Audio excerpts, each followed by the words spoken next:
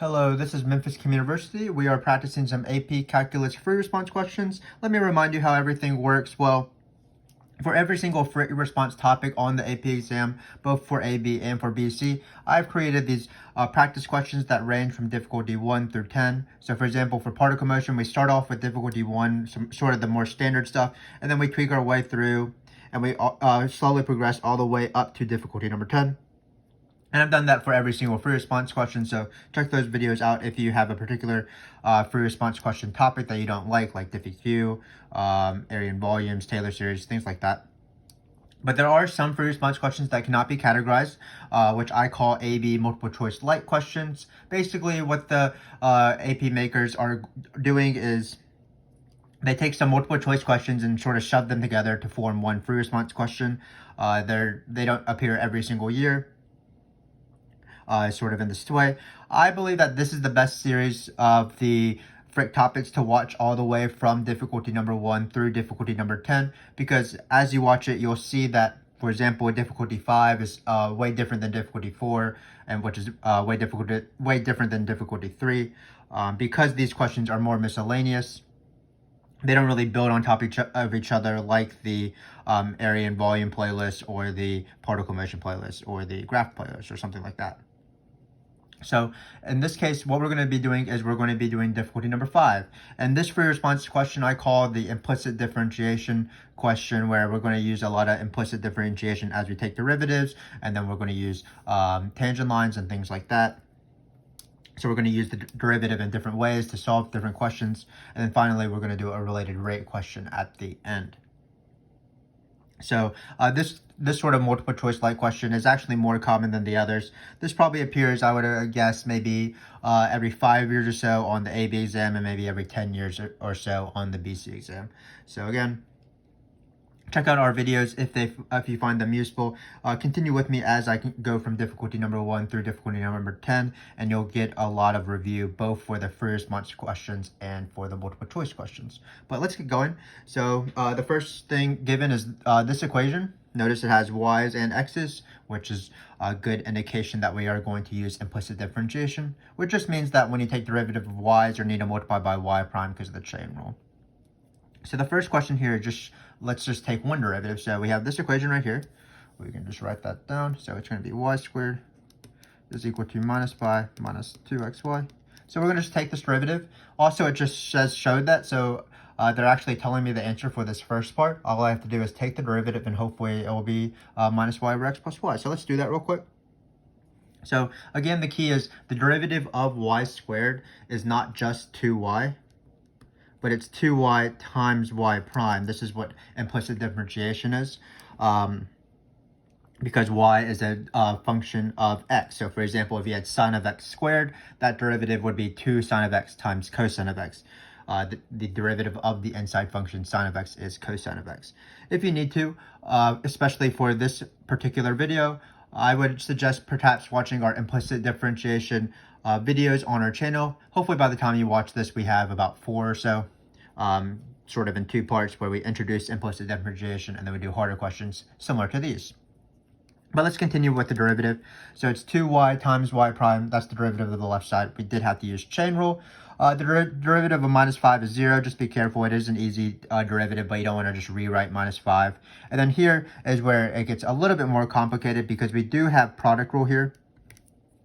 Just be careful when you're doing product rule, especially when you have x's and y's. You want to be careful with this minus 2, for example. Some students don't really know how it works, so they won't basically distribute it to both halves of the product rule. But if you view it in the way that I just did, which is that the minus 2 is basically attached to the x, so that the first function will be minus 2x and the second function will just be y, then you probably will miss the product rule less, because it'll be simpler. So let's take this derivative. So I'm going to take the derivative of minus 2x, so that's just minus 2, and then I'm going to keep the same y.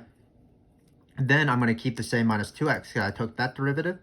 So this is like this and this, if we want to do some underlining action. And then finally, I'm going to take the derivative of y. Again, the derivative of y is not just 1, it is y prime, because y is a function of x. So notice after I took this derivative, so first derivative first, keep the same, derivative of the second. So notice after I've taken this derivative, there is a -2 attached to both sides of the product rule. That's what I was trying to warn sort of you to be on the lookout for when you take these derivatives. So we do need to isolate y prime. So just when I do implicit differentiation, I need to solve for something. I just treat y prime as my variable and y's and x's basically as constants. So I have three things here, 1, 2, 3, and everything that has y prime, I'm going to take to the left. It's just isolating y prime, and anything that doesn't, I'm going to keep on the right side. So this will be kept on the right side because it doesn't have a y prime. So I'm going to bring this guy over. So it will be 2y times y prime plus 2x times y prime equals y. I'll do one extra step for you guys. So again, I'm trying to isolate y prime. How that works is I think this will be 2y actually, minus 2y, because I just kept this guy the same. So in this step, for the next step, what we need to do is we need to isolate y prime. So we're going to take out a y prime. So this is going to be y prime times 2y plus 2x is equal to minus 2y. And then finally, we just have to do division, and we have solved what dy dx is. And I've been writing y prime. Y prime is the same thing as dy dx. So we can change it back to dy dx because they prefer it at the end. So it'll be negative 2y over 2y plus 2x. And then, of course, this simplifies to be negative y over y plus x because we can divide by 2 on every single term. So that's the derivative of dy dx. We did verify that it is the same thing as they want. Of course, y plus x is the same thing as x plus y. But there is a second part of this, so we do need to take the second derivative. Shouldn't be too bad. Just we need to remember that we are continuing to do implicit differentiation. So when we take the derivative of something with y, we do need y prime. I'm not sure how much I'm going to simplify because I feel like the fraction might get a little nasty here. But we'll see. But the most important thing is just to take this derivative correctly, remembering y prime when necessary. So to take the second derivative, we're obviously going to take the derivative of the first one because the second derivative is the first derivative of the first derivative. So we look at this derivative and we notice that we have to do quotient rule. So let's do quotient rule. So quotient rule says low, so keep the bottom the same, d high, and again, the derivative of minus y is not minus 1, but it's minus y prime.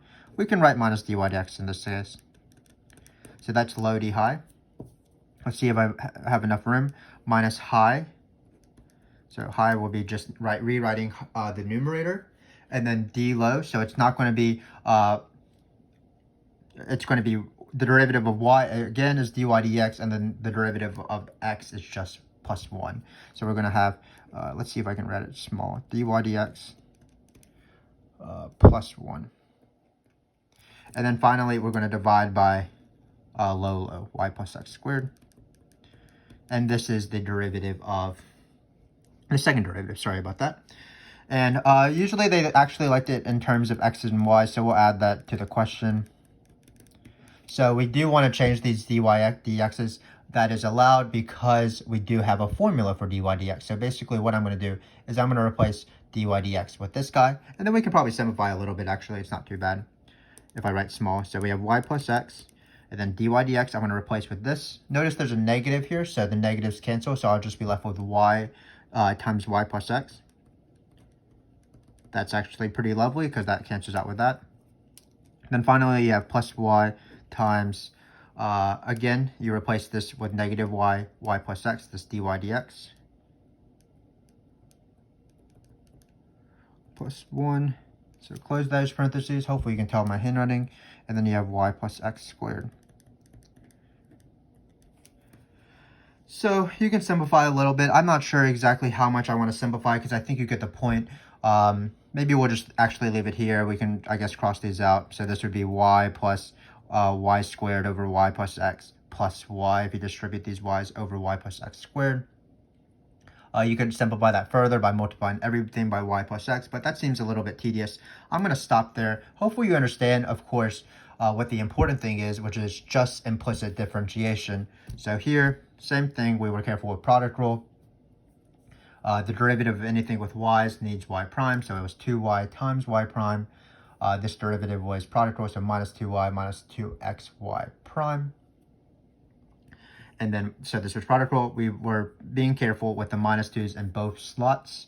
And then we brought all the y primes over and then divided by the thing that the y prime is multiplying by to isolate y prime. Verify that it's the thing we wanted to. And then for the second derivative, we did the same thing. In this case, it required quotient rule instead. But again, as we took derivatives of y's, we found that they were still y prime. And at the end, we replaced dy dx with this this little sucker right here, what y prime is originally, what dy dx is. So again, not too bad. Implicit differentiation, pretty standard question. If you do not find this on the free response questions, I guarantee that it will be on the multiple choice and the non-calculator section. So certainly a good question to review, but we can move on because we are going to be left with this. So in this question, the next one, it says, find all the points on the curve where the line tangent to the curve has slope 1/4. So tangent lines have been a thing throughout this video series because it's a very important concept in calculus. And remember that how tangent lines work is the slope of the tangent line is equal to the derivative. And keep in mind that while we do know the formula for the derivative is actually this, dy dx is equal to minus y over x plus y. So notice how they've sort of written the question. It's sort of written so that it can be a little bit lenient. For example, let's say you messed up and you didn't know how to do A, but you need the slope for the rest of the question. What they're trying to do is saying, well, just try to get to this point, but if you can't get to this point, or if you can't take the second derivative, for example, just use our given for the rest of the question. So when I'm using the slope of the tangent line, and if I wasn't able to get to this step, I would still be using this as my slope, because they said, I'm telling you the slope is this. If you can't get to it, well, you might miss part A, but I'm trying to give you the opportunity to get part B, part C, part D. So we're going to take dy dx is equal to negative y over x plus y, and we're going to use this as our derivative. Great, and now let's read the question. It says, find all the points x, y on the curve where the line tangent to the curve has slope 1/4. So what we want to do is we want to set it equal to 1/4 because we want the slope to be 1/4. We do not want to plug in 1/4 into anything, so we set it equal to 1/4 and we're good to go. Let's try to manipulate things around. The only thing I can see is cross multiply, so we get, so just cross multiplying this, we get minus 4y is equal to x plus y. That gives me x is equal to minus 5y. And this is where students get tripped up because they stop here and they don't know what to do in this step right now. They get an equation, but anytime you have implicit differentiation questions and you end up with an equation, so either x is equal to a number or y is equal to a number, or an equation that relates x or y, no matter what, you do want to just plug it back into the original because then you'll be able to solve for some variables. So let me rewrite the original towards the side here. So it's y squared is equal to minus 5 minus 2xy. So again, don't get stuck at this step. This is a good step to get to, but you have to continue going forth. We do want to plug in this equation into this, the original equation, to allow me to find x and y's, because notice it does say find all the points x comma y. So the answer can't just be x is equal to minus 5y. We have several examples of this in our implicit differentiation video number 2, I believe, the one after the intro. So let's do this. Again, we're going to replace x with minus 5y. So we get y squared is equal to minus 5 times minus 2 times minus 5y times y. Great. So I think my numbers aren't going to be as pretty as I wanted them to be in the original, but that's fine. So let's just simplify this. This is going to be y squared is equal to minus 5. This is minus 2 times minus 5, that's plus 10. And then we have y squared. Great. And then we need to isolate y, so it's going to be 9y squared is equal to 5. Y is equal to, just be careful here, we have 5/9, and then we are going to take the square root. But again, be careful, it's actually plus or minus 3. So plus or minus 3. plus or minus the square root of 5 ninths, sorry. Anytime you take a square root, it is pretty easy to leave out that plus or minus, but there are two solutions. So we're actually ready to write the answer down. I'm not going to simplify this. Square root of 5 ninths is the same thing as the square root of 5 over 3, but I feel like that is unnecessary. So again, the answers are coordinate points though, x comma y. So the first coordinate is going to be square root of 5 ninths minus y. Is that correct? I believe that is correct. We have x plus y. Yep. And then we're going to multiply this by minus 5 to get the x coordinate. So it's going to be minus 5 square root of 5 ninths. You could simplify this again, but I don't need to. I don't feel the need to. Let's do the second coordinate. The second coordinate will be when y is negative 5 ninths. Negative the square root of 5 ninths. Sorry about that. It's a pretty complicated number where this is supposed to be square root. And then finally, we're going to multiply that by negative 5 as well. So the negative will go away. So oftentimes you will get square roots in these questions. That is perfectly acceptable because that is what you are expected to get in these questions. So that's the answer. Sort of complex numbers, but the process wasn't too bad. Let me just repeat the process. They gave me dy dx. I set that equal to the slope that they want. Cross multiplied. Got an equation, but I was able to move forward. Didn't stop at this equation. What I did is I always plug it back into the original. So when you plug it back into the original, you manipulate things around and you end up getting what y is, and then that will allow you to get what x is, and the answers are in terms of x comma y. So hopefully you understand that process. We're actually going to do something very similar on the back. So let's do that right now. So I sort of messed things up. So if I hide that, sort of hide your mistakes, at the top of the page there, we can see that we have a new question that is legible. So it's find the points x comma y on the curve where the line tangent to the curve is vertical. So this is a really similar question. Let's rewrite what dy dx is from the front. So dy dx seems to be minus y over x plus y. Again, if you have not gotten A, you should just keep using what they said it is the actual derivative. So it's minus y over x plus y. There's a chance that we're going to need the original because once we start maneuvering things around, just like the previous question, we will get an equation and we're going to want to plug in that equation into the original. So I'm going to write down the original again. Y squared is equal to minus 5 minus 2xy. How lovely.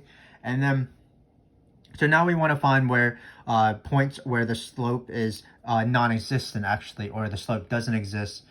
Because we want the slope to be vertical, which is like this line. So remember from your Algebra 1 days, horizontal slopes like this means slope is equal to 0. Vertical slopes mean that slope is infinity or just doesn't exist. So when you have an equation like this, what you want to do is you want to set the bottom to be 0. In this case, x plus y is equal to 0 because we want 0 to be on the bottom so that the slope doesn't exist. If it had said find the points where the line tangent to the curve is horizontal, you would have set the top to be 0 because you want the top to be 0 so that you would have 0 slope there. But in this case, it is vertical, so we set the bottom to be 0 equal to 0. That means x plus y is equal to 0. And so it looks like we have y is equal to, let's solve for x actually. So it looks like x is equal to minus y. Notice that I can solve for x or y, but I'm going to use substitution again. And there's only one x, so I'd rather solve for x and substitute in y's as opposed to the other way around. But of course you can do it that way if you feel like it. So in this case, we do have minus y equals x.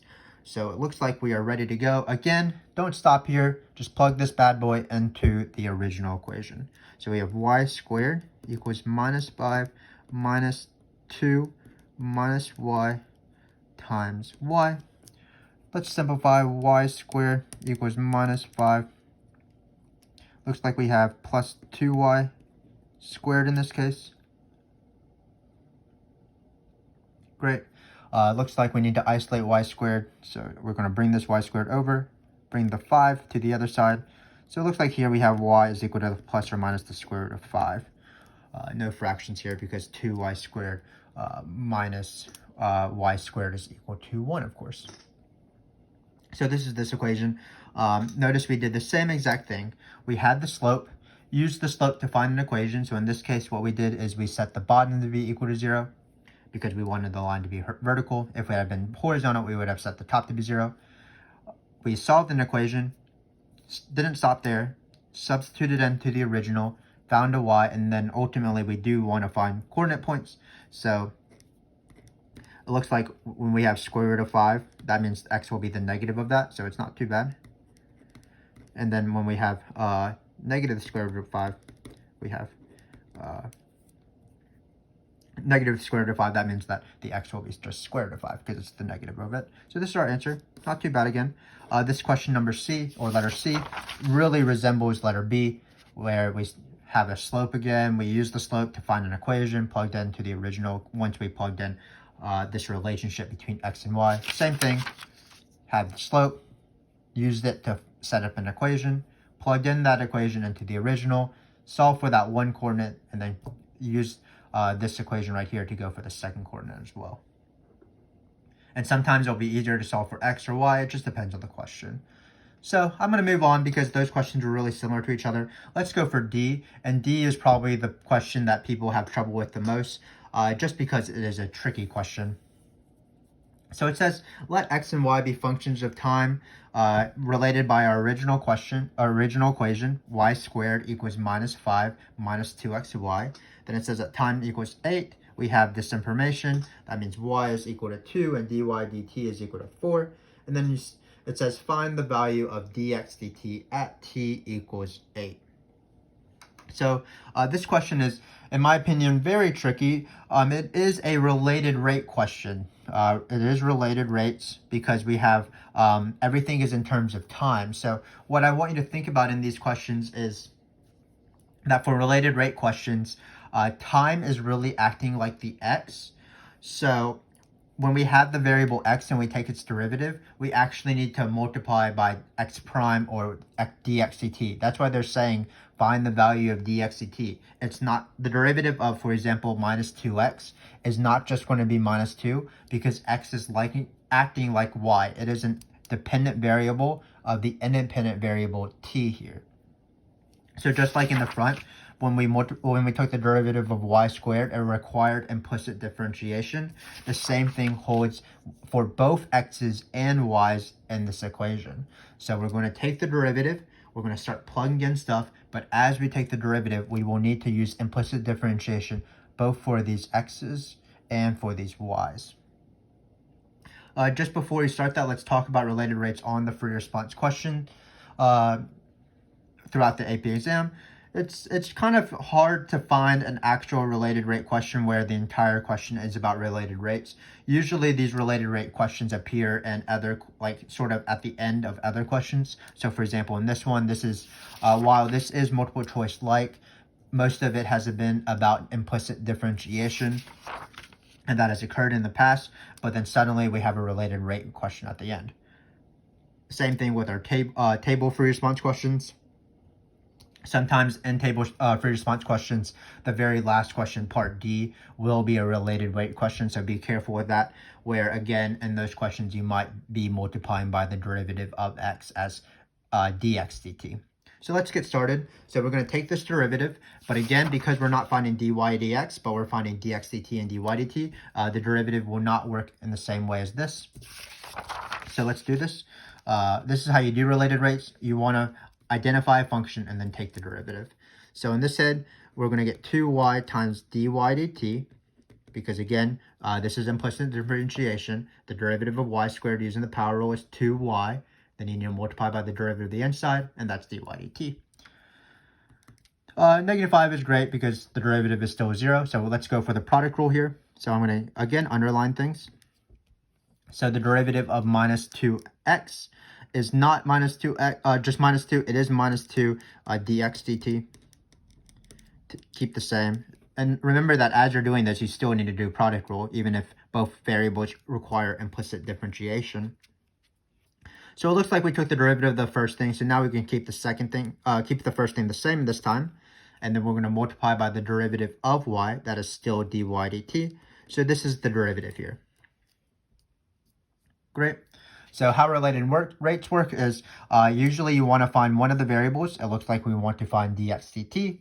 And then what we're going to do is we're going to plug in some of these givens into this equation. And as we're plugging in these equations, let's just see what we have left. So let's plug in the easy stuff. It looks like y is equal to 2, so it's going to be 2 times 2. It looks like dy dt is 4 equals minus 2 dx dt. Now we have y, that's 2 again, minus 2. Don't see anything for x, so I'm going to leave that blank for now. And then dy dt is again 4.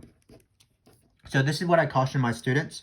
If you want to, you can practice some related rate questions in our related rates videos, where we practice some scenarios with related rates that are common, like ladders sliding down the wall, or cars moving towards an intersection, or somebody watching a rocket launching from far away. Common related rate questions. But here, we have to be wary of this x right here. So what I tell my students is you take every single given value and you just start plugging it in. And if you have one less variable you need, so in this case, we need x to find dx dt, you always use the original. And this is the rare question on the AP exam where they're trying to trick you, or they try to trick you a lot, I guess. But in this question, they usually don't give extraneous information. Usually every single number they give you, you actually use. But here they actually give you extraneous information. Notice that there are no t's in this question, so we're never plugging in t equals 8. And how they write these tricks is they really want you to plug in t equals 8 into x. It's just so easy. It's like, I don't know what x is. Well, I see t equals 8. I haven't used it yet, so I'm assuming that x is equal to 8. But that's not the case because t is not the same thing as 8. They mention it even twice here where they're like, really plug t equals 8. But we're not going to fall for their tricks. We are going to solve for x. So what happens is, again, you just start plugging in as many variables as possible. So we plugged in for dy dt, we plugged in for y, and we plugged in for dy dt and y on this side as well. And again, when you have one less variable to solve for, use the original to find that equation. So that includes using the Pythagorean theorem for those ladder questions. That includes doing trigonometry for those rocket launcher questions, or base times height if you're doing a rectangle question, 1/2 base times height if you're doing a triangle question, things like that. So what we're going to do on the side is that if y is equal to 2, so y squared is equal to minus 5 minus 2xy. Well, if y is equal to 2, we're going to plug in 2 here, so it's going to be 4 equals minus 5.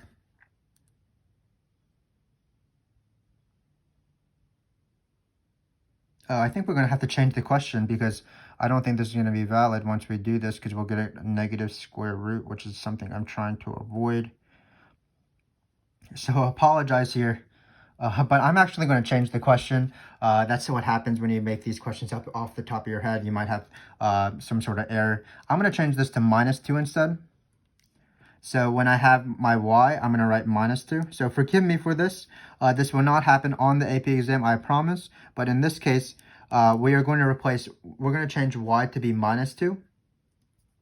So that when we plug this in, we will be able to solve for an x. So again, I apologize for this question, but that's how math works. Sometimes you do make mistakes, but hopefully all the overall points were still held. We tried to plug in something for y and dy dt.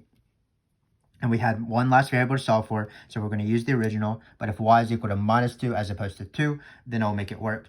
Obviously, you can't change the values when a teacher writes your questions, but I am a teacher, so I can change my questions when I want to. So again, sorry about this. It is minus 2, and then we're going to replace this with minus 2y instead. So we're going to get 9 because we're going to add this 5 over. Notice minus 2 squared is still 4. And then we get 4x. Y is just minus 2. So we replace y with minus 2. It's just really struggling at the end. But that's how math works sometimes. And then we get x is equal to 9/4. So again, let me just mention that fact again. We did change the value of y to be minus 2 to make this question work. If it was a properly written question, not by somebody who makes mistakes a lot like me, it would have worked the first time. But still, the point stands. You plug in stuff. You have one less variable to solve for. Don't fall for the tricks. Use the original to find your x value.